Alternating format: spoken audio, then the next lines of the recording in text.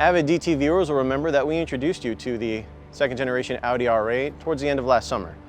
And that was just a taste of what the car was capable of. It was like a finely curated gourmet meal. You had some lovely highway starters, and then you had back roads paired with some spicy track laps. Now this time we're going to gluttonously devour everything that the R8 promises. Uncompromising comfort and track performance. And to do that, we're going to go on a thorough road trip from North Carolina to Virginia to test out its comfort, and then we're going to bring it here and put it on the track at Daytona International Speedway. My mouth is watering already.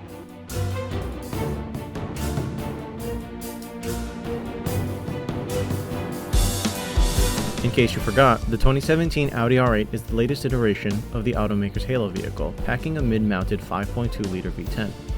In its standard configuration, the R8 cooks up 540 horsepower, but in its more aggressive V10 Plus format, the R8 will produce 610 horsepower and 413 pound-feet of torque. Power is sent to all four wheels by way of a 7-speed dual-clutch transmission and managed by Audi's patented Quattro all-wheel drive system.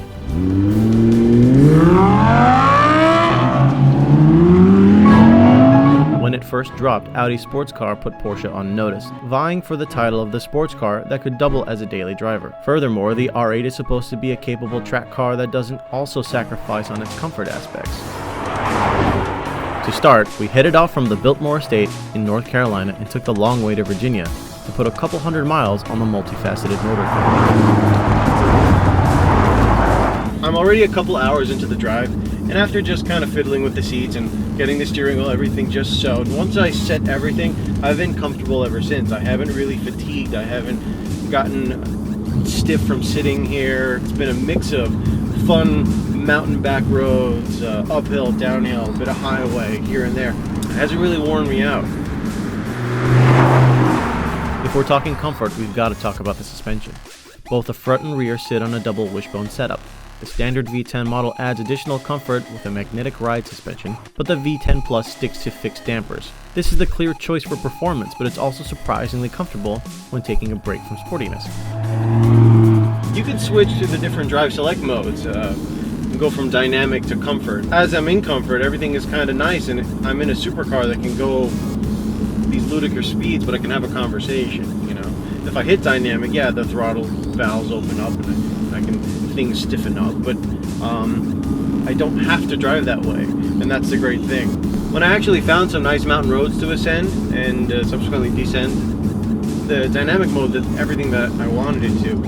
The car just really firmed up and really responded to the situation. I liked everything about it, but the transmission was a little bit weird. I like the 7-speed in the V10 Plus, but let's put it this way, it didn't do anything wrong, it just made odd choices for me. The great thing too is that you can individualize all your settings, you know. You can have the dynamic tight steering, you can have the suspension kind of be floaty, you can have the engine response. There's even a dedicated button here for opening up the valves and stuff, if you want to sound sporty as well. Audi's virtual cockpit is the sole source of info on the R8. The 12.3-inch screen replaces the traditional gauge cluster with a modular interface that displays performance information, media, or a large Google Maps-powered navigation screen. In its more casual iteration, the R8 has a sleeker, cleaner look that will turn heads at a party, but the V10 Plus makes it clear that it means business. Carbon fiber side blades, fixed rear spoiler and diffuser, along with 19-inch forged aluminum wheels, screams to the world that the R8 V10 Plus is at home on the track. So much so that we took it to the Daytona International Speedway, which is the R8's latest conquest.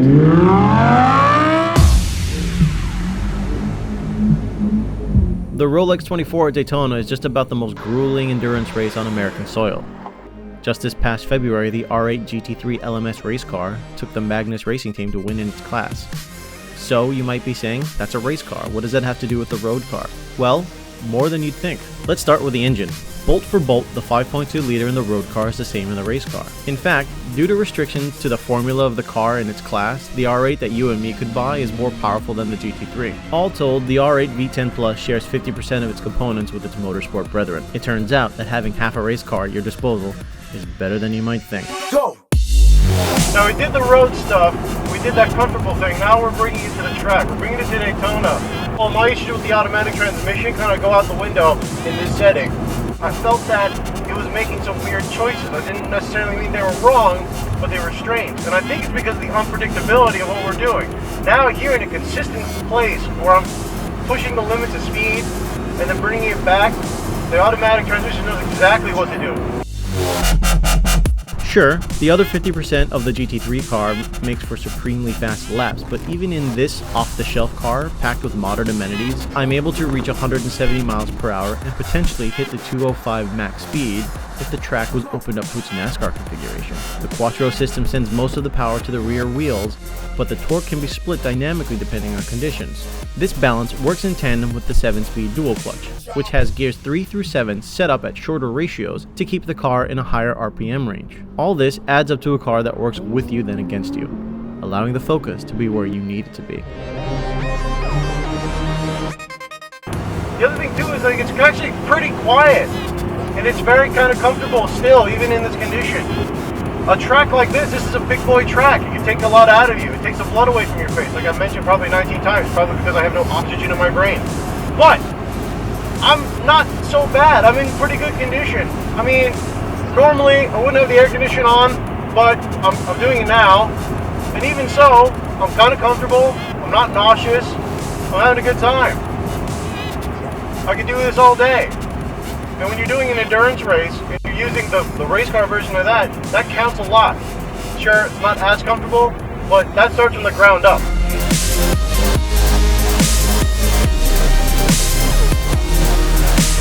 After hundreds of miles and countless laps, I think it's safe to say that the latest version of Audi's Halo car feels just as at home on the track as it does rolling up to a club in Miami.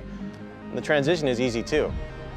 Fast, agile, and stunning, but tame when you want it to be. The latest Audi R8 ticks a lot of happy boxes.